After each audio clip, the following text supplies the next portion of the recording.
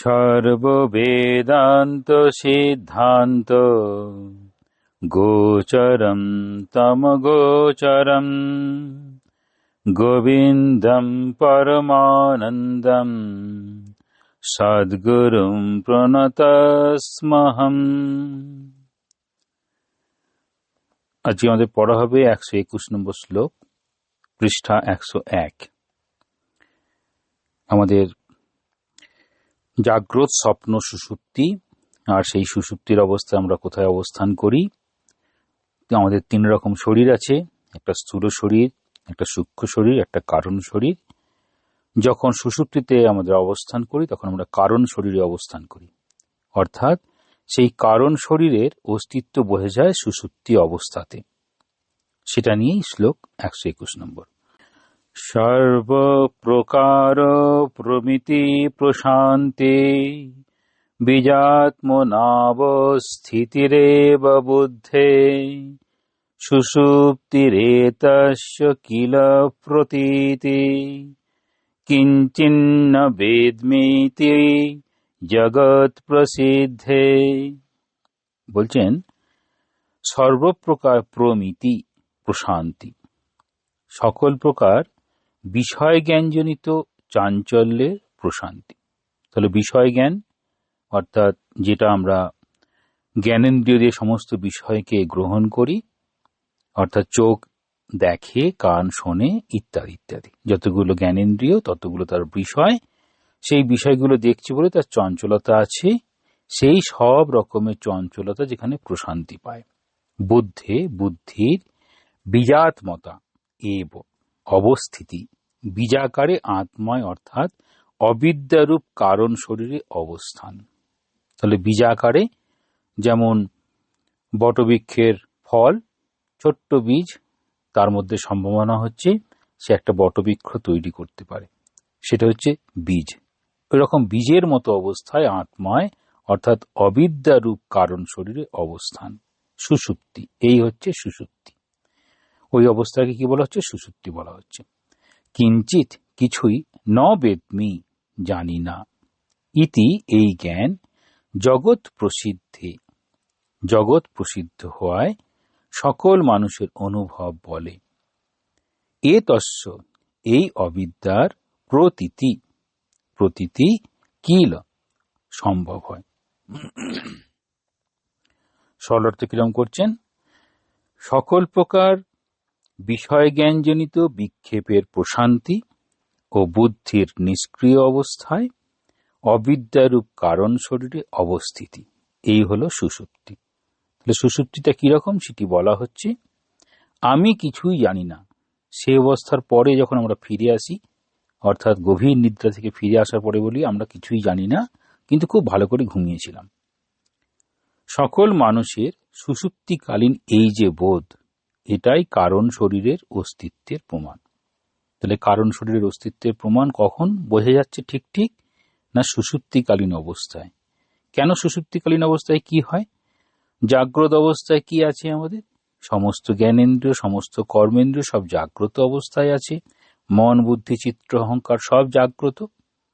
আর যখন আমি ঘুমাচ্ছি, কিন্তু গভীর নিদ্রার আগে যে স্বপ্নের অবস্থা হয়, সেই স্বপ্নের অবস্থা অর্থাৎ বিছানায় শুয়ে তখন আমরা যখন এরকম চিন্তা করছি, স্বপ্ন দেখছি, তখন আমাদের ইন্দ্রিয়গুলো কাজ করছে না, কিন্তু মন কাজ করে চলেছে, বিভিন্ন রকম কল্পনার আঙ্গিকে সে যেন ছুটে চলেছে। তারপরে গভীর নিদ্রা, সেখানে মন, বুদ্ধি তাও আর কাজ করছে না। ওই কাজ করছে না সেই অবস্থাটা হচ্ছে সুষুপ্তি। এখন ব্যাখ্যায় বলছেন সুষুপ্তির বর্ণনা। ব্যাখ্যা কিরকম করবেন? 1 মিনিট। ব্যাখ্যা বলছেন সুষুপ্তির বর্ণনা। আর কি বলছেন? এই সুষুপ্তির জন্যই কারণ শরীরের অস্তিত্ব বোঝা যায়। তাহলে সুষুপ্তি হচ্ছে এমন একটা অবস্থা, যে অবস্থায় আমাদের কারণ শরীরটা বোঝা যায়। কারণ শরীরটা কি না? কারণ শরীরটা হচ্ছে আমাদের, বলা হয় যদি বেদান্ত সার যদি দেখা হয় না, বেদান্ত সারের একদম শেষের দিকে একটা টেবিল আছে, সেই টেবিলের সংখ্যাটা হচ্ছে 144 পৃষ্ঠায় সেখানে টেবিলের ছকের নাম্বার দেওয়া আছে 5। শরীর 3টি, স্থূল শরীর, সূক্ষ্ম শরীর, কারণ শরীর। স্থূল শরীর হচ্ছে এই অন্নময় কোষ, সূক্ষ্ম শরীর হচ্ছে প্রাণময়, মনোময়, বিজ্ঞানময় কোষ, কারণ শরীরকে বলা হয় আনন্দময় কোষ। আনন্দময় আত্মার আমাদের অবস্থা, তিনি সৎস্বরূপ, চিৎস্বরূপ, আনন্দ স্বরূপ। সেই আনন্দ স্বরূপ বলে এখানে আনন্দময় কোষ বলা হচ্ছে। এই হচ্ছে সুষুপ্তির অবস্থা। সেখানে কি হয় বলছেন, সর্বপ্রকার প্রমিতি প্রশান্তি বুদ্ধে বীজাত্মনা এব অবস্থিতি সুষুপ্তি। প্রমিত হচ্ছে অর্থাৎ যথার্থ জ্ঞান হচ্ছে। বলছেন সর্বপ্রকার প্রমিতি প্রশান্তি, সমস্ত রকম ইন্দ্রিয়গ্রাহ্য প্রত্যক্ষ জ্ঞানের প্রশান্তি।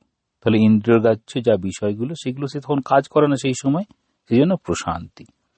ইন্দ্রিয়গুলোর সাহায্যে বিষয়ের যে জ্ঞান হয় তার থেকে মনে নানা বৃত্তির সৃষ্টি হয়, সেগুলোর চিত্তের তরঙ্গ সেসব শান্ত হয়ে গেছে।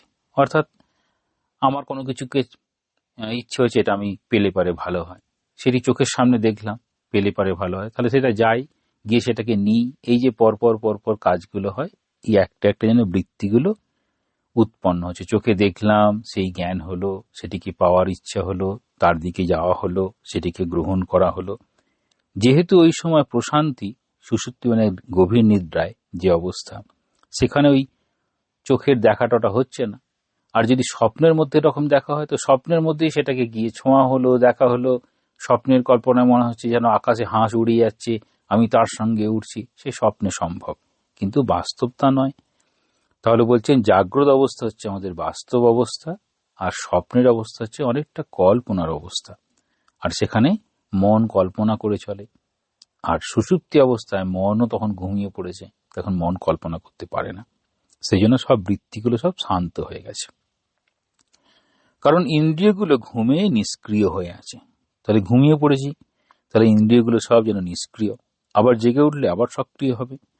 তাই জন্য ঘুমের অবস্থায় কি হয়েছে না, বাইরের সঙ্গে যোগাযোগ নেই, যোগাযোগটা বন্ধ। চোখটা বন্ধ করেছি তো দেখতে পাচ্ছি না, আর কানটা যেন শুনছে না, এই রকম সব অবস্থা। বাইরের জগতের কোনো জ্ঞান তখন আর হচ্ছে না। তাই প্রমিতি প্রশান্তি, বুদ্ধিরও কাজ থেমে গেছে।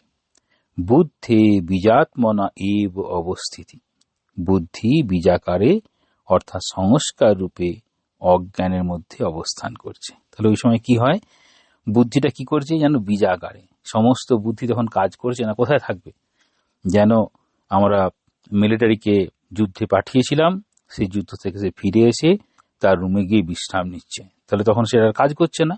ঠিক সেই রকম এই যে অবস্থা, এটাকে বলা হচ্ছে সুষুপ্তি। তাহলে সুষুপ্তি অবস্থায় বলছেন সেটা কিরকম হয় না, গাঢ় ঘুমের মধ্যে আমরা বাস্তবিকই অজ্ঞানের মতো পড়ে থাকি, কিছুই টের পাই না। অনেকে এমন ঘুমায়, সে বলছে বিছানা ধরে তাকে যদি নিয়ে চলে যাওয়া হয় সে বুঝতেই পারে না যে বিছানা সত্য তাকে নিয়ে চলে গেছে। ছোটবেলায় আমরা যখন খুব ঘুমের ঘরে থাকি, তখন হয়তো মা বুঝতে পারছে এই খাইয়ে দিলে ভালো হয়, সে ঘুমের মধ্যেই খেতে থাকে, বুঝতে পারে না। সকালে উঠে বলে আমি তো কিছুই খাইনি, তোমরা অনেক কিছু খেয়েছো। এইসব ঘটনাগুলো ছোটদেরকে দেখলে আমরা বুঝতে পারি, ঘুমের মধ্যেও কাজগুলো সে নিজে করেছে বলে সে ভুলে যায়। কিন্তু আমাদের সংস্কারগুলো থাকে, তাই জেগে উঠলেই আবার যে কে সেই হয়ে যায়। তাহলে যখন আমরা জেগে উঠি যে কে সেই হয়ে যায়। তাই বলছেন সুষুপ্তিতে বুদ্ধি বীজাকারে অবস্থান করে, আর এই সুষুপ্তি অবস্থা থেকেই কারণ শরীরের অস্তিত্ব বোঝা যায়। এতস্য কিল প্রতীতি কিঞ্চিত ন বেদমি ইতি জগৎ প্রসিদ্ধে।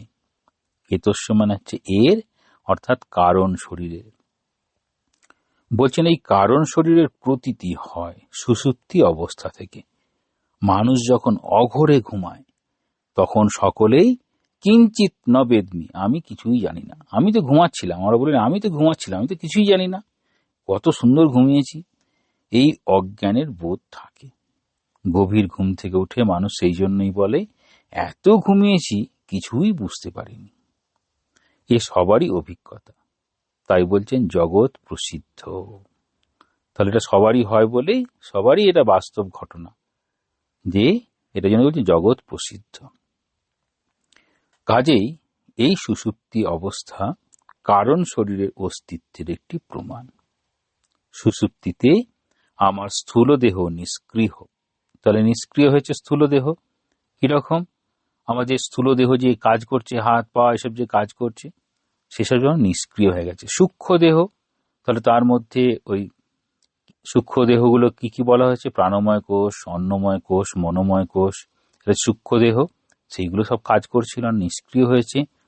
আত্মা একেবারে এসে গেছি। তাহলে একবার যেন আত্মার কাছাকাছি, যেন সুষুপ্তি হয়ে যে আনন্দময় কোষ একদম কাছাকাছি এসে পৌঁছেছে, কারণ শরীরের কাছাকাছি। শুধু অজ্ঞানের একটা সূক্ষ্ম আবরণ রয়েছে, আত্মার আনন্দ তার মধ্যে দিয়ে বিচ্ছুরিত হচ্ছে। এই যে সূক্ষ্ম একটি আবরণ রয়েছে, এই আবরণটা চলে যায় কোন অবস্থায়? না সমাধি অবস্থায়। এটাই হচ্ছে সুষুপ্তির সঙ্গে সমাধির পার্থক্য। তাই সুষুপ্তিতে অপরিসীম তৃপ্তি। আমরা যখন খুব কষ্ট পাই, মানসিক দৈহিক খুব কষ্ট পাই, তখন সবাই বলে একটুখানি ঘুমাতে পারলে না এর অনেক সুস্থি হতো। এই ঘুমের একটু ব্যবস্থা করে দিলে হয় না? অর্থাৎ ওই ঘুমের মধ্যে আমাদের যে আনন্দ, এত কষ্ট, সেই কষ্টগুলো যেন সরে এসে যেন আনন্দ পেতে পারে। তাহলে ওই আনন্দ। কিন্তু অজ্ঞানরূপ কারণ শরীর আত্মাকে আবৃত করে থাকে বলে আমরা জানতে পারি না কি আনন্দের মধ্যে ছিলাম। শুধু কেবল বলে একটা আনন্দ, খুব তৃপ্তি, ঘুমিয়েছি। কেন বলতে পারে না? বলতে পারে না তখন মন এবং বুদ্ধি দুটো কাজ করছে না। শুধু একটা পরিতৃপ্তি নিয়ে ঘুম থেকে জেগে উঠি। খুব সুন্দর, ঘুম থেকে জেগে উঠলাম একটা পরিতৃপ্তি নিয়ে। সাধারণভাবে এরকম ঘুমের পরে আমি আজকে অনেক ফ্রেশ অনুভব করছি, আজকে সব বাকি কাজগুলো করতে হবে, এরকম বলছি। যেন আমার আগের দিনের কাজগুলো যেগুলো অসমাপ্ত ছিল, সেই কাজগুলো খুব মন দিয়ে করব। আমি তৃপ্তির সঙ্গে ঘুমিয়েছিলাম, এখন আবার আমরা সতেজ, রিফ্রেশড হয়ে গেলাম। তাই সুষুপ্তিকে কারণ শরীরের অস্তিত্বের প্রমাণ বলে মনে করা হয়। তাহলে সুষুপ্তিকে কিরকম, কেন কারণ শরীরের অস্তিত্ব বলল? কারণ শরীরটা কি না আনন্দময় কোষ, কারণ শরীর। সেই কারণ শরীরের আগে তাহলে আমাদের একটু খেয়াল করব যে স্থূল শরীর মানে আমাদের এই অন্নময় যে কোষ, এই দেহটা, সেটা স্থূল শরীর। সূক্ষ্ম শরীর সেই প্রাণময় কোষ, মনোময় কোষ, বুদ্ধিময় কোষ, সেটা হয়ে গেল সূক্ষ্ম শরীর। আর কারণ শরীর কোনটা? না আনন্দময় কোষ বা এই সুষুপ্তি অবস্থায়। আর যারা ধ্যান করে সমাধিতে পৌঁছে যায়, তারা তখন ওই কারণ শরীরেই অবস্থান করে। এই রকম। এবার আমাদের পড়া হবে 122 নম্বর শ্লোক। দেহেন্দ্রিয় প্রাণ মনোহমাদয়ঃ সর্বে বিকারা বিষয়া সুখাদয়ঃ ব্যোমাদিভূতান্যখিলং চ বিশ্বম অব্যক্তপর্যন্তমিদং হ্যনাত্মা। এবার বলবে এই যে দেহ, ইন্দ্রিয়, মন, প্রাণ, মন, অহম আদায়, তাহলে এই যেগুলো আছে, দেহ, ইন্দ্রিয়, প্রাণ, মন, অহম, আমি, আমি বোধ ইত্যাদি, এসবগুলো কি হলো? সর্বে বিকারা। বিকার মানে হচ্ছে বিকারশীল বস্তু। কেন বিকারশীল বস্তু? দেহ ওই যাস্কের মত অনুযায়ী, যাস্কমণির মত অনুযায়ী আমাদের স্বরবিকারের মধ্যে দিয়ে দেহটা জন্মগ্রহণ করে আর দেহটা মৃত্যু হয়। এই জায়তে অস্তি বর্ধতে, এইরকম ভাবে এই দেহের পরিবর্তন আমরা নিজেরাও দেখি। আমরা ছোট ছিলাম, আস্তে আস্তে বড় হলাম, তারপর হাত পা গুলো একটু একটু শিথিল হয়ে পড়বে, হাঁটুতে কোমরে ব্যথা হবে, তারপর চুলগুলো সাদা হয়ে যাবে, এইসব ইত্যাদিতেই দেহের বিকার। ইন্দ্রিয়, চোখ কান ভালো দেখছি, তারপর আস্তে আস্তে চোখে কম দেখছি, কানে কম শুনছি ইত্যাদি। প্রাণ হচ্ছে শক্তি, কত প্রাণ উচ্ছ্বাস, কত তরুণ অবস্থায় কত শক্তি, কত কি করব, তারপর আস্তে আস্তে যেন প্রাণের শক্তিও কমে যাচ্ছে। মন, আমরা খুব মন দিয়ে পড়ছি, একাগ্রতা, খুব সাহস সঞ্চয় করেছি, এই সব মন, খুব দৃঢ় মন, সব পরিবর্তন হয় অবস্থার পরিপ্রেক্ষিতে। আর অহম, অহম আমি, যেটাকে আমি আমি বলছি, সেই আমি অর্থাৎ আমার এই শরীর, মন, দেহ, আমার সংস্কার, সবই আমি, আমারও পরিবর্তন হয়। যেমন সাধারণভাবে আমরা দীক্ষা নেওয়ার আগে খালি আমরা এরকম বলতাম, আমি, আমার নাম এই। দীক্ষা নেওয়ার পরে কি বলছি? অহম, আমি মানে কি? আমি ঠাকুরের দীক্ষিত, ঠাকুরের ভাব গ্রহণ করার চেষ্টা করছি। তখন এই আমি, আমার যেন সঙ্গে একটা বিশেষ বড় ভাব যেন যুক্ত হচ্ছে। তাহলে এগুলো সব কি বলছে? সব পরিবর্তন। কিরকম হয়? সর্বে বিকারা, সমস্ত রকমের বিকারশীল বস্তু। বিষয়া, শব্দ স্পর্শাদি বিষয় সকল। তাহলে শব্দ সেটা কানের বিষয়, স্পর্শ সেটা ত্বকের বিষয়। এইসব বিষয়ে দুটি কথা বলে দিল বিষয়া বলে এখানে। তাহলে চোখের বিষয় হবে দৃশ্য, যা দেখছি। শব্দ হলো, দৃশ্য হলো, যা কিছু খাবারের বস্তু সেটা স্বাদ হয়ে যাবে, রসনা, এইরকম। আর এইসবগুলো থেকে কি হয় না, ভালো শব্দ শুনলে আমাদের খুব খুশি হই, আমাকে খুব ভালো বললো তো খুব খুশি হয়ে গেল মনটা। আমাকে বলে তোমার দ্বারা কিছু হবে না, তখন মনটা খারাপ হয়ে গেল। তাহলে বলছেন এই সুখ দুঃখ, এই বিভিন্ন যেমন প্রচন্ড ঠান্ডা, হিটারের পাশে বসেছি, বেশ ভালোই লাগছে। আর গ্রীষ্মকালে রোদ্দুরে দাঁড় করিয়ে দিলে কিরকম হবে? তখন কষ্ট হবে। দুটোই গরম দিচ্ছে, ঠান্ডায় প্রয়োজন গরম, তখন ঠান্ডাতে বেশ গরমটা ভালো লাগে, আর গরমের দিনে গরম লাগলে তখন কষ্ট হবে। তাহলে সুখ দুঃখ এইসবগুলো এইসবের সঙ্গে যুক্ত হয়ে আছে। ব্যোমাদি ভূতানি, ব্যোম, তাহলে এই বোম কি বলা হয়? ক্ষিতি অব তেজ মরুত বোম, পঞ্চভূতের একটাকে বলে বলা হচ্ছে বোম ইত্যাদি, মানে পঞ্চভূত। অখিলম বিশ্বম চ, এই সমস্ত বিশ্ব ব্রহ্মাণ্ড যা কিছু আছে, গ্রহ তারা নক্ষত্র সব কিছু মিলে বিশ্ব ব্রহ্মাণ্ড, অব্যক্ত পর্যন্ত। তাহলে অব্যক্ত মানে যা ব্যক্ত হচ্ছে না, প্রকাশিত হচ্ছে না, আগামীতে হবে, বা আমার এই পঞ্চগ্রিন্দ্রের মধ্যে দিয়ে আমরা যেটা ধরতে পারছি না। যেমন কান শুনতে পায়, নির্দিষ্ট কম্পাঙ্কের শব্দই শুনতে পায়। চোখ নির্দিষ্ট দীপাঙ্কের আলোই দেখতে পাবে, তার থেকে বেশি হলেও দেখতে পাবে না, আর কম হলেও দেখতে পাবে না। তাহলে এইসব যেগুলো অব্যক্ত পর্যন্ত, যা আমি ব্যক্ত করতে পারছি না। ইদম হি, এই সব কিছুই অনাত্মা, আত্মা নয়। তাহলে কোনটা আত্মা নয় সেটি বোঝাচ্ছেন যে এই বিষয়গুলো আত্মা নয়। সরলার্থ করছেন, দেহ ইন্দ্রিয় প্রাণ মন অহংকার ইত্যাদি সমস্ত বিকারশীল বস্তু। তাহলে কি বলা হয়? এই যে আমাদের এই যখন বৈরাগ্য শতকমে বলা হবে বৈরাগ্যম এবং অভয়ম, বাকি সবেতেই খুব সুস্থ দেহ সেটি রোগগ্রস্ত হতে পারে। অনেক অর্থ আছে, সে অর্থ চুরি হয়ে যাওয়ার ভয় আছে। অনেক বিদ্যা আছে, তখন বাদ বিবাদ মানে যে তর্ক বিতর্ক, তার হচ্ছে তর্কেতে ভয় লাগবে যে আমার থেকে বড় পণ্ডিতের কাছে গেলে নিশ্চয়ই আমি হেরে যাব। তাহলে এইসব ভাবে সবগুলো বোঝাবে যে আমাদের কোথায় ভয় আর কোথায় ভয়ের নিষ্কৃতি। তাহলে দেহ ইন্দ্রিয় মন প্রাণ অহংকার যেহেতু এগুলো বিকারশীল, এগুলো সবসময় আমাদের কি করে না, শব্দ স্পর্শাদি বিষয়সমূহ সুখ দুঃখাদি মনের বিকার। তাহলে এখন বলবে প্রত্যেকটা বিষয় বিকারশীল। তাহলে দেহ এখন খুব সবল আছে, দুর্বল হয়ে গেল। ইন্দ্রিয় খুব সতেজ আছে, সব দেখতে পাচ্ছি, খুব একদম যেন চোখ একদম পরিষ্কার, অনেক দূর পর্যন্ত দেখতে পায়, একদম পড়তে আর চশমাও লাগছে না, আমরা এরকম বলি। প্রাণ প্রাণের শক্তি, মন মনের শক্তি, এই সবগুলো বিকারশীল। শব্দ স্পর্শাদি বিষয়সমূহ সুখ দুঃখাদি মনের বিকার।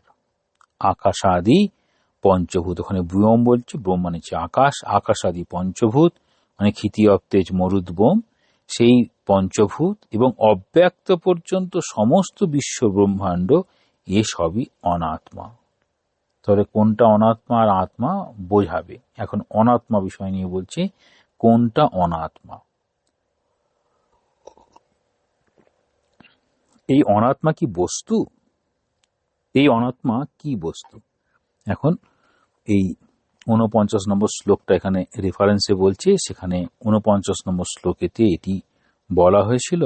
সেই জন্য এই 49 নম্বর শ্লোকটা দেখবেন, যেখান থেকে শুরু হয়েছে সব প্রশ্নের উত্তরগুলো। কো নাম বন্ধ কথমেষ আগত, কো নাম বন্ধ কথমেষ আগত, কথম প্রতিষ্ঠাস্য কথম বিমোক্ষঃ, কোশাবনাত্মা পরমকাত্মা, তয়োর বিবেকো কথমেতদুচ্যতাম। এই হচ্ছে বলছেন বন্ধন কি, এগুলো কি করে এলো, এরকম স্থিতি কিরকম করে হয়, কি করলে মুক্তি হবে, এই আত্মাই বা কি, পরমাত্মাই বা কি, এই দুয়ের অর্থাৎ আত্মা ও অনাত্মার ঠিক ঠিক বিচার কিভাবে করতে হয় সেগুলো বলতে বলেছেন। শিষ্য গুরুকে বলতে বলছেন, গুরু বলতে বলতে যা চলেছেন, এখন এখানে আবার বলছেন যে ওই জন্য শ্লোকটা উল্লেখ করলেন, এই যে আত্মা আর অনাত্মা কি জিনিস, এই অনাত্মাটা কি, এবার সেটা সেই প্রশ্নের উত্তর দিচ্ছেন। অর্থাৎ ওখানে যে প্রশ্নগুলো করেছিলেন কসৌ অনাত্মা, এখন সেই প্রশ্নের উত্তর দিচ্ছেন। বলছেন দেহ, ইন্দ্রিয়, প্রাণ, মন, অহংকার এগুলো সব বিকারশীল, অনিত্য, অতএব অনাত্মা। তাহলে যা কিছু অনিত্য সেটা হচ্ছে অনাত্মা, যা কিছু নিত্য সেটা হচ্ছে আত্মা। তাহলে আত্মার স্বরূপ বলতে কি বোঝাবে? তিনি হয়ে যাবেন নিত্য, নিত্য, শুদ্ধ, বুদ্ধ, মুক্ত, সত্য স্বভাব, পরমানন্দ, অনন্ত, অদ্বয়ম আত্মা। তাহলে তিনি হচ্ছেন নিত্য। তাহলে এগুলো অনিত্য, অতএব এগুলো অনাত্মা। যদি নিত্য হতো তাহলে আমরা আত্মা বলতাম। তাহলে এগুলো সব অনিত্য, অনাত্মা। আবার শব্দ স্পর্শাদি বিষয়সমূহ, তাহলে শব্দ স্পর্শাদির বিষয়সমূহ বলতে যত বিষয় আছে আমরা এই পাঁচটা ইন্দ্রিয় দিয়ে যতগুলোকে গ্রহণ করতে পারি সেগুলো সবই হচ্ছে বিষয়সমূহ। মানে সেটা শব্দ, আলো, শব্দ হচ্ছে কানের বিষয়, আলো চোখের বিষয়, স্বাদ ইত্যাদি সেগুলো হচ্ছে জীবের বিষয়, নাক গন্ধের বিষয়, আর ত্বক হচ্ছে স্পর্শের বিষয়। এরকম পাঁচটা বিষয় আমরা দেখতে পাই এবং বিষয়সমূহ রয়েছে। সুখ দুঃখাদি, সুখ এবং দুঃখ, আমার মনের মতো হলে আমি খুব সুখী হলাম, আমার মনের মতো হলো না দুঃখী হলাম। তাহলে সুখ দুঃখাদি সেগুলো মনের বিকার হয়ে গেল। আমি যেটাকে দুঃখময় বলছি আরেকজন সেটাকেই সুখ বলছে, আর আমার কাছে যেটা সুখ অন্যের কাছে সেটা হচ্ছে দুঃখ। এরকম আমরা কি বলি, এই ছোটবেলায় সবসময় বলা হয়, বাবা মা সবসময় বলতে থাকে এই পড়তে বসো পড়তে বসো পড়তে বসো, একদম খেলতে যাবে না। সে বলছে খেললেই আমার সুখ ছিল, এত পড়তে বলছে, হ্যাঁ দুঃখে ভরা গেল, কবে যে এইসব পড়াশোনা ছাড়বো এরকম মনে করে। তারপর যখন আরো বড় হয় তখন বলছে যে না তখন পড়লেই বেশি ভালো হতো। তাহলে সুখ দুঃখাদি এই মনের অবস্থার বিকার। তাহলে আমরা যেরকম চাই, মনের মতো হলে সুখী, মনের মতো না হলেই দুঃখী, এই অবস্থাটা হয়। বলছেন পঞ্চ মহাভূত এবং অব্যক্ত পর্যন্ত অনুভূত সমস্ত বিশ্ব ব্রহ্মাণ্ডই হচ্ছে অনাত্মা। তাহলে জগতে যা দেখছি, যা অনুভব করছি, এই যে অনুভবগুলো ইন্দ্রিয়ের মধ্যে দিয়ে যদি হয় সেগুলো সব অনাত্মা হবে। আর যখন বোধে বোধ হবে সেটা হচ্ছে জ্ঞান হবে, কারণ তারা অনিত্য ও পরিবর্তনশীল। তাহলে আত্মা হচ্ছে নিত্য, আর যদি অনিত্য এবং পরিবর্তনশীল হয় তাহলে সেটা জগতের বিষয়। অব্যক্ত হচ্ছে মায়া, যাকে কোনোভাবেই প্রকাশ করা যায় না। তাহলে অব্যক্ত হচ্ছে মায়া, সেই যাকে কোনোভাবে প্রকাশ করা যায় না সেটি আবার তিন গুণে নিজেকে প্রকাশ করে। তাহলে অব্যক্ত মায়া সেটা তিন ভাবে নিজেকে প্রকাশ করে, সত্য রজ তম তিনটে গুণ দিয়ে নিজেকে প্রকাশ করে। একে ঠিক মানে খুব ভালো করে না পর্যবেক্ষণ করলে বোঝাই যায় না যে এটা মায়া, এটা আসল বিষয় নয়। সেই মায়াই হচ্ছে বিশ্ব ব্রহ্মাণ্ডের আদি বীজ। কেন এখন আদি বীজ বলল? বিশ্ব ব্রহ্মাণ্ডের আদি বীজ কিভাবে বলছে না, আবার ওই 144 পৃষ্ঠার যদি আমরা বেদান্ত সার দেখি সেখানে বলা হবে ব্রহ্ম হচ্ছে শুদ্ধ চৈতন্য তুরীয় সমষ্টি অজ্ঞান বা মায়া উপহিত, মানে সেখানে মায়া নেই। তাহলে মায়া যুক্ত হয়ে গেল, ব্রহ্মের সঙ্গে মায়া যুক্ত হলো, হয়ে তৈরি হলেন ঈশ্বর। তাহলে ঈশ্বর হলেন ব্রহ্মের সঙ্গে মায়া যুক্ত হয়ে ঈশ্বর হলেন। যখন ঈশ্বর বলছি তখন তিনি হচ্ছেন অব্যক্ত, অন্তর্যামী এবং জগতের কারণ, জগৎ কারণ। আমাদের যেমন কারণ শরীর, আমাদের আনন্দময় কোষ, এখানে ঈশ্বর সেই আনন্দের অধিকারী, সেই ঈশ্বর হচ্ছে সবার আনন্দ যেখানে, সেটা হচ্ছে ঈশ্বর অব্যক্ত অন্তর্যামী। আর ঈশ্বরের কি কি অধিকার বা ঈশ্বর কি কি করতে পারেন বা ঈশ্বরের কোয়ালিটি কি বলবেন, আমি হচ্ছে সর্বজ্ঞত্ব, সর্বেশ্বরত্ব, সর্বনিয়ন্ত্রিত্ব। তাহলে সেই অমনিপোটেন্ট, অমনিসিয়েন্ট, অমনি প্রেজেন্ট, তিনি সব জায়গায় অবস্থান করেন, তিনি সর্ব জ্ঞান আর সব কিছুকে তিনি নিয়ন্ত্রণ করতে পারেন। এটা হচ্ছে ঈশ্বর। তাহলে এটা বলছেন সেই মায়া বিশ্ব ব্রহ্মাণ্ডের আদি বীজ। এই বলছেন মায়াও অনিত্য, কারণ মায়া কিরকম পরিবর্তন হচ্ছে। আজকে আমি যেরকম সত্য রজতম গুণ নিয়ে নিজেকে প্রকাশ করছি, আমি হয়তো 2 বছর পরে সেই রকম ভাবে সত্য রজতমর জায়গায়, আমার ক্ষেত্রে হয়তো রজগুণ বেড়ে গেল তমগুণ আর সত্যগুণের তুলনায়, তাহলে আমি তখন নিজেকে রজগুণ দিয়ে প্রকাশ করব। আমি যদি আবার সত্যগুণ দিয়ে বেশি প্রকাশ করি, তখন সেখানে তমগুণ আর রজগুণ কমে যাবে। তাহলে এইরকম যে মায়া, সেটি অনিত্য। কেন না, সেটি হচ্ছে এই ব্রহ্মাণ্ডের বিষয়, জগতের বিষয়। ম্যানিফেস্টেড ওয়ার্ল্ড হচ্ছে সেই মায়া যেটা তৈরি করছে, সেটি হচ্ছে অনিত্য। এই অনিত্য অর্থাৎ পরিবর্তনশীল। তাহলে যা কিছু পরিবর্তনশীল সেটি হচ্ছে মায়া দ্বারা আবৃত, যেন পরিবর্তন হবে। তাহলে মায়াই সেই বিশ্ব ব্রহ্মাণ্ডের আদি বীজ। তাহলে যে বিশ্ব ব্রহ্মাণ্ড তৈরি হচ্ছে, কিভাবে তৈরি হচ্ছে? তাহলে ব্রহ্ম যুক্ত হলো ঈশ্বর, মায়ার সঙ্গে যুক্ত হয়ে তৈরি হলেন ঈশ্বর। ঈশ্বর এবার কি করবেন? ঈশ্বর হচ্ছে সমষ্টি সূক্ষ্ম শরীর উপহিত হলেন। তিনি নিজেকে হিরণ্য গর্ভে প্রকাশ করছেন। ওই হিরণ্ময়ন গর্ভ, ওই হিরণ্য গর্ভ, বা এটাকে বলা হয় ব্রহ্মের অণ্ড, ব্রহ্মাণ্ড। তারপর সেখান থেকে বিরাট এত কিছু সৃষ্টি। তাহলে সেই সৃষ্টিগুলো এই বিশ্ব ব্রহ্মাণ্ডের আদি বীজ মায়া আর ব্রহ্ম যুক্ত হয়ে তৈরি হয়েছে। যেহেতু মায়া আছে, মায়া অনিত্য, কারণ জ্ঞান হলে পরে মায়া থাকে না। তাহলে দড়িটা ছিল, অন্ধকার ছিল বলেই সাপ দেখেছিলাম। যখনই আলো আনা হলো, সাপটা তো আর দেখতে পাচ্ছি না। সাপটা কোথায় গেল? না, সাপটা দড়ির মধ্যে চলে গেল। সেই যে যত কিছু এই জগতের যা কিছু দেখছি, যা কিছু ঘটছে, সব হচ্ছে এই বিশ্ব ব্রহ্মাণ্ডের মায়ার সঙ্গে যুক্ত। যখনই যিনি ওই ব্রহ্মকে জানতে পারছেন, বা নিজেই ব্রহ্মবেদ ব্রহ্মৈব ভবতি, ব্রহ্মকে তিনি জেনে নিজেই ব্রহ্ম হয়ে যাচ্ছেন, তার কাছে আর মায়ার কিছু কাজ নেই। তাহলে মায়া জ্ঞান হলে পরে মায়া আর থাকে না। ঠাকুর বলছেন বুড়িকে ছুঁয়ে দিলে পরে তখন খেলা থেমে যায়। কার খেলা থেমে যাবে? মায়ার খেলা থেমে যাবে। একমাত্র নিত্য বস্তুকে না আত্মা, কারণ কি আত্মা স্বরূপ বলছে নিত্য, শুদ্ধ, বুদ্ধ, মুক্ত, তিনি নিত্য। একমাত্র নিত্য বস্তু হচ্ছেন আত্মা, আর সব কিছুই অনিত্য, সবই অনাত্মা।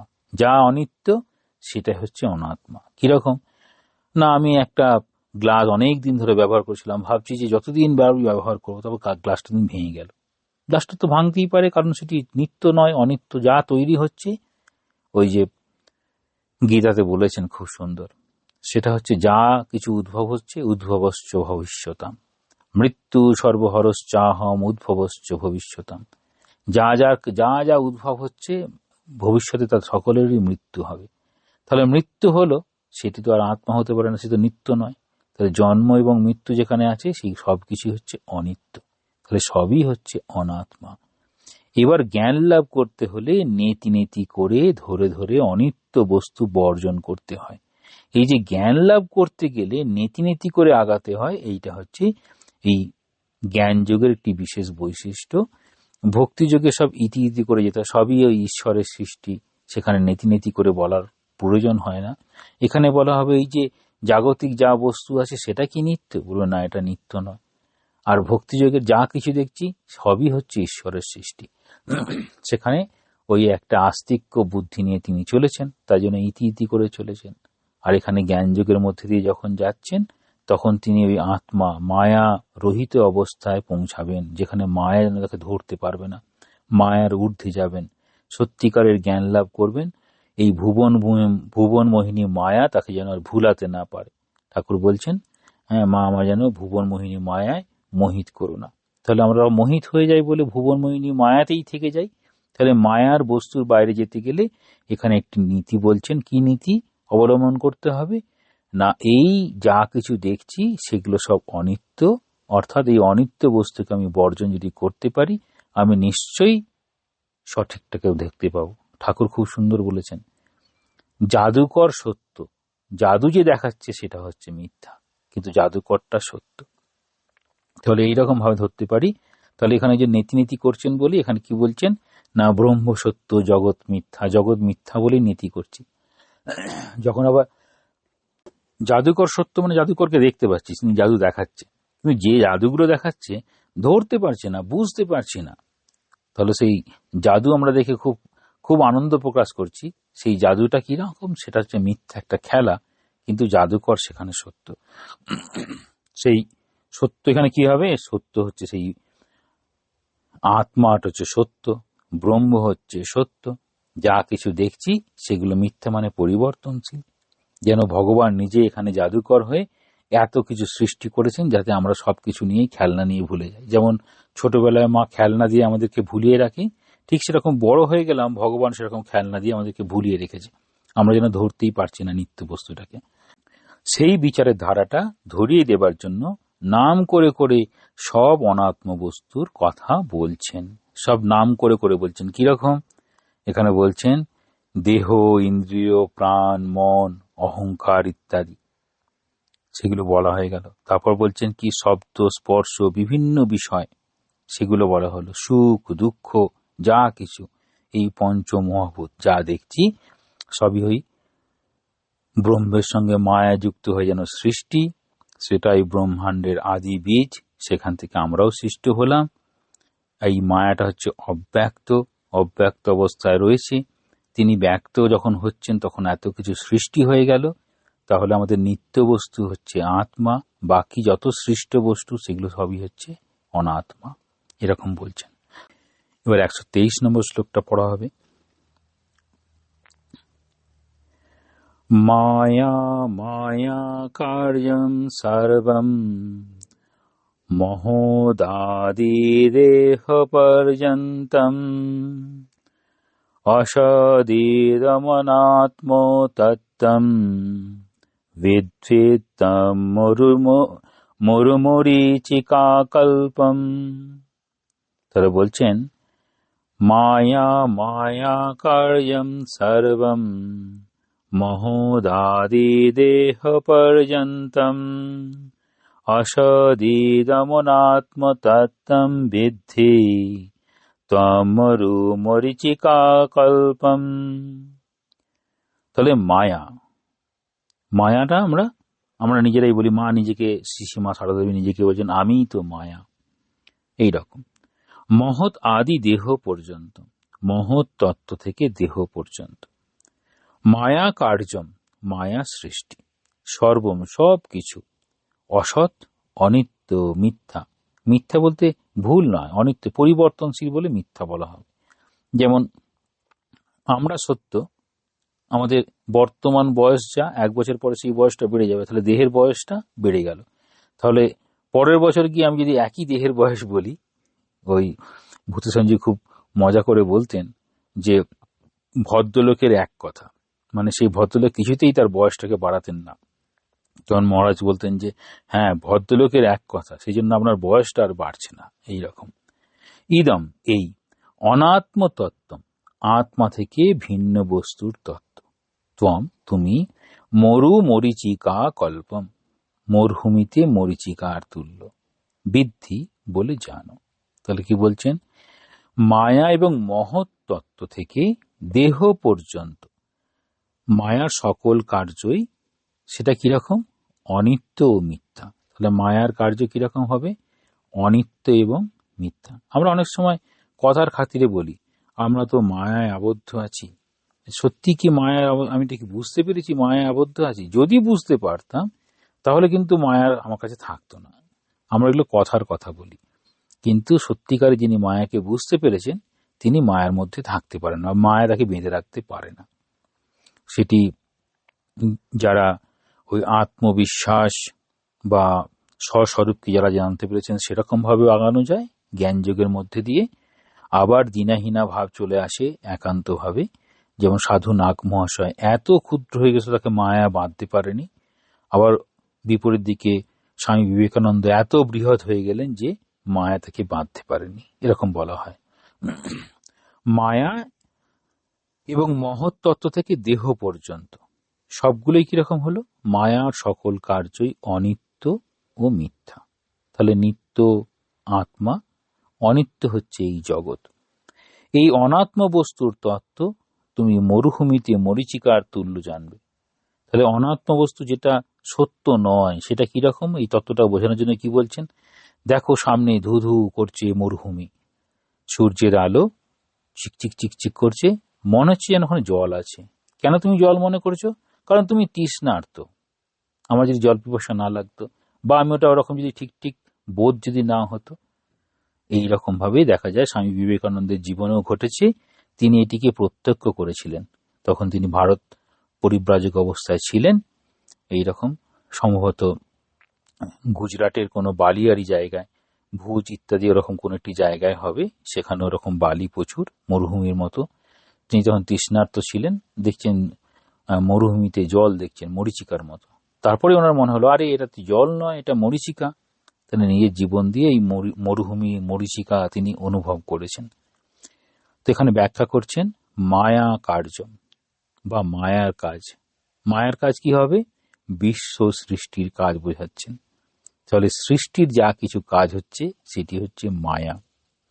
এবার বলছেন বেদান্ত মতে ব্রহ্ম তার অনির্বচনীয় মায়া শক্তি অবলম্বন করে সৃষ্টি সম্পন্ন করছেন। তাহলে ব্রহ্ম মায়া শক্তিকে অবলম্বন করছেন।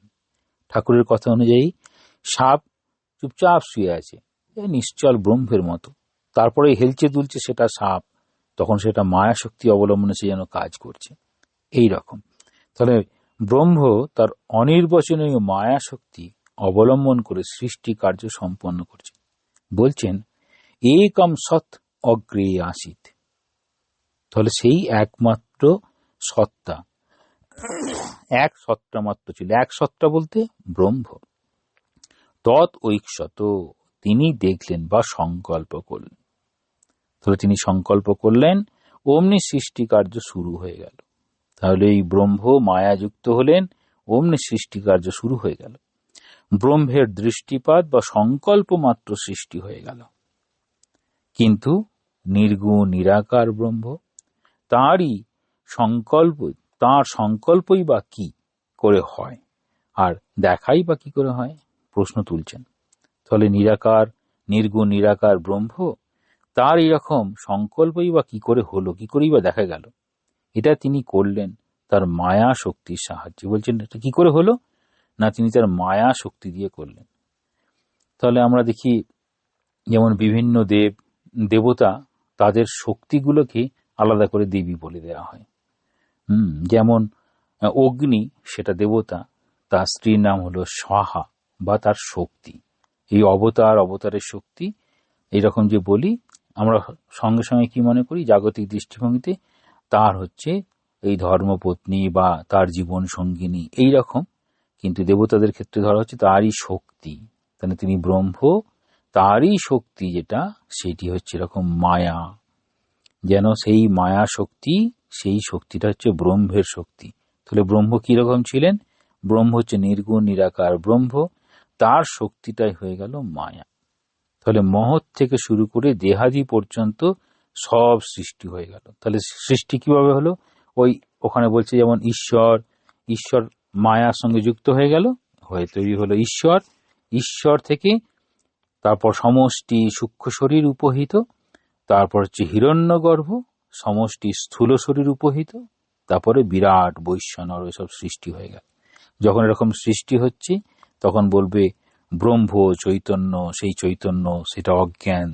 তার মধ্যে যখন প্রবল, তখন সেখান থেকে আকাশ, বায়ু, অগ্নি, এই অপবা রস, পৃথ্বী।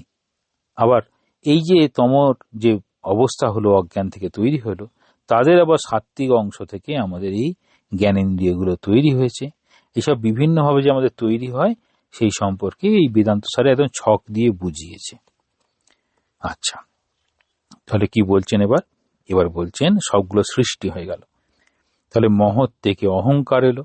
তাহলে তিনি এটা কি করে হয় সেটা বলছেন, যে তৈরি হলো এই নির্গুণ নিরাকার ব্রহ্ম ছিল, তাই সংকল্পই বা করলো কি করে? বলছেন না, তখন তিনি তারই যে মায়া শক্তি, সেই মায়া শক্তির সাহায্যে তিনি এটা করেছেন। মহৎ থেকে শুরু করে দেহাদি পর্যন্ত সব সৃষ্টি হয়ে গেল। মহৎ থেকে এলো হচ্ছে অহংকার, তারপর সূক্ষ্মভূতগুলোর উৎপত্তি হলো। তাহলে সূক্ষ্মভূতগুলো উৎপত্তি হচ্ছে, তার থেকে কি হলো? মহৎ থেকে অহংকার এলো, অহংকার থেকে সমস্ত সূক্ষ্মভূতগুলো উৎপন্ন হলো, তারা পঞ্চীকরণের মধ্যে দিয়ে স্থূল পঞ্চভূতের সৃষ্টি করলো। তাহলে এখানে সৃষ্টি বলছে, কিভাবে সৃষ্টি হচ্ছে, পঞ্চভূতের সৃষ্টি করলো। তারপর এই বিশ্ব ব্রহ্মাণ্ড অব্যক্ত অবস্থা থেকে ব্যক্ত হলো। তাহলে অব্যক্ত ছিল, সব যেন ব্যক্ত হয়ে গেল। বলছেন মায়া মায়া কার্যম সর্বম মহদাদি দেহ পর্যন্তম অসৎ ইদম অনাত্ম তত্ত্বম। মায়া ও মায়ার কাজ দুই অসৎ অর্থাৎ অনিত্য। তাহলে মহৎ থেকে স্থূল দেহের প্রকাশ পর্যন্ত সবকিছুই মায়ার কার্য। তাহলে মহৎ থেকে ধীরে ধীরে যে স্থূল ভূত যা কিছু হলো সেগুলো সব হচ্ছে মায়ার কার্য। তাই এ সবই অসৎ, অনিত্য, মিথ্যা, এগুলো সব অনাত্ম বস্তু। বিদ্ধিত্তম মরু মরিচিকা কল্পম। তুমি এগুলোকে মরুভূমির মরিচিকার মতো বলে জানবে। মরুভূমিতে মরিচিকায় আমরা যে জলাশয় দেখি সেটা ভুল দেখি, মনে হচ্ছে জলাশয়, কিন্তু আসলে তা নয়। তপ্ত বালুর উপর সূর্যের আলো ওই রকম দেখাচ্ছে। জগৎকেও সেইভাবে জানতে হবে। সত্য বলে মনে হলো এ সত্য নয়। তাহলে সত্য বলে মনে হবে কিন্তু এ সত্য নয়, মানে সাপ বলে মনে হবে কিন্তু আসলে সেটি দড়ি। তাহলে ব্রহ্মই একমাত্র সত্য। কেন সত্য? কারণ সেটা হচ্ছে নিত্য, চিরকালীন সত্য, ত্রিকাল অবাহিত। তাহলে এই তিনটে কালে অবাহিত হয়ে সত্য। এই তিনটে কাল কি কি বলেছেন? আগের শ্লোকেই বলা আছে কিরকম, জাগ্রত, স্বপ্ন, সুষুপ্তি।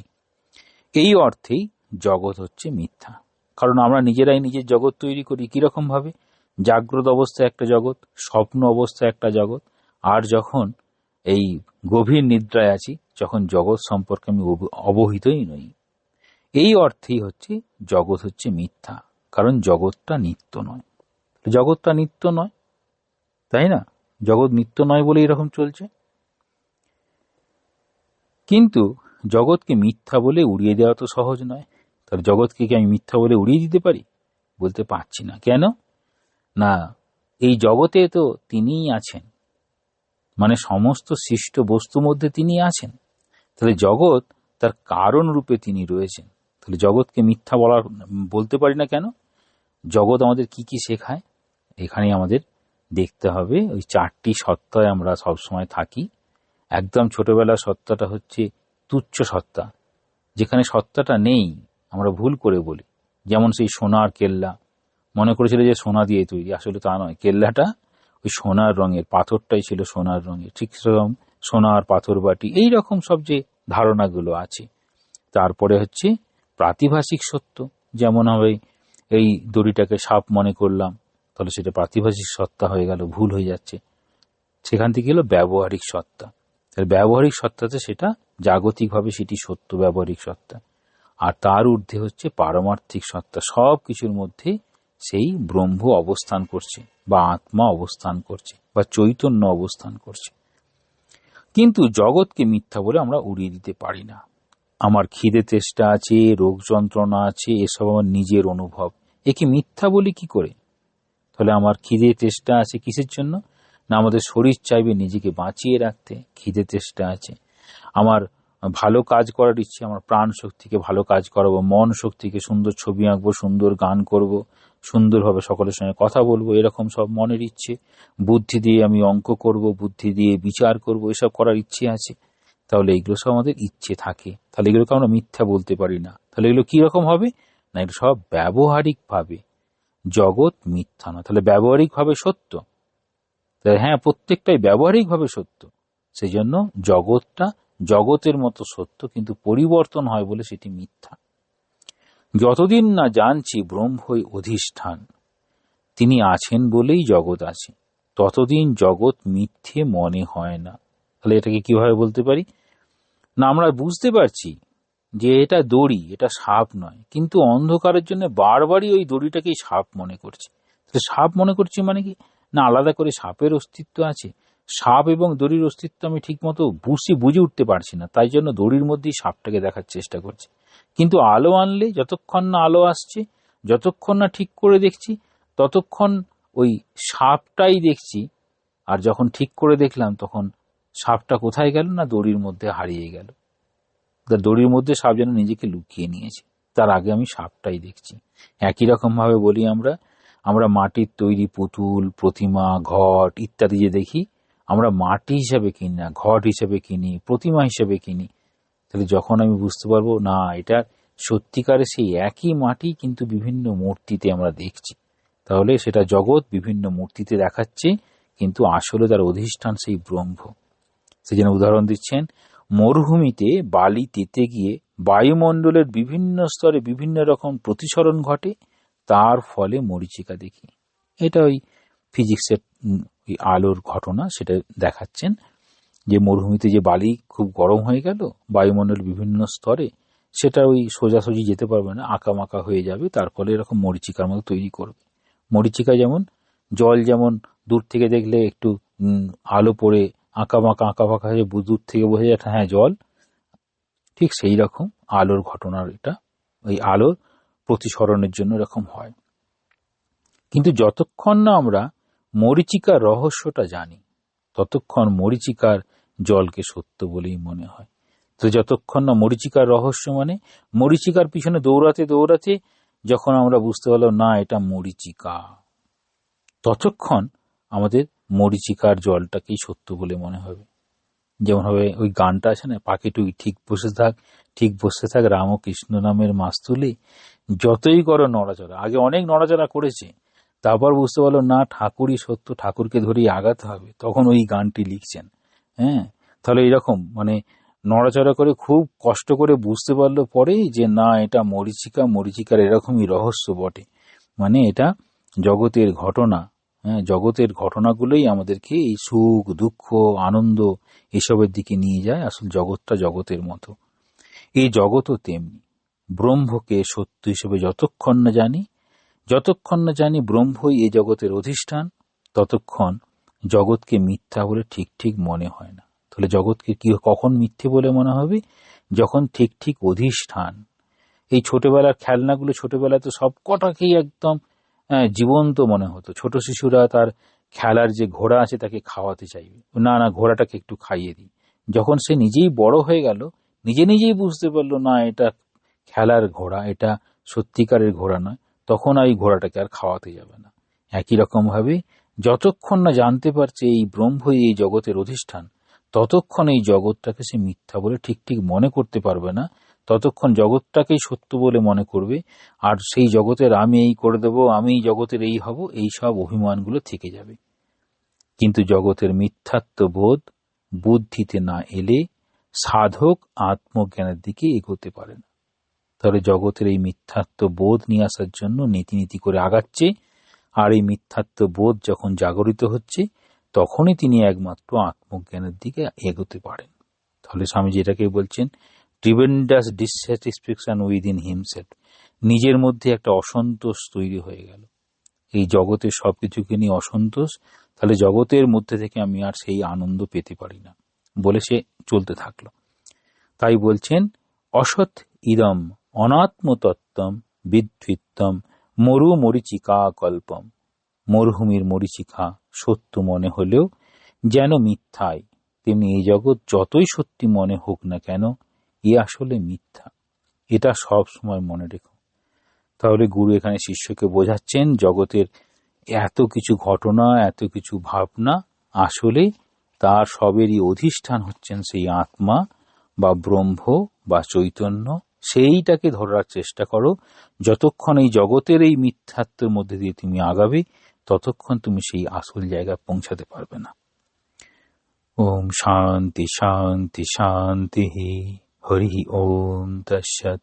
শ্রীরামকৃষ্ণার্পণমস্তু।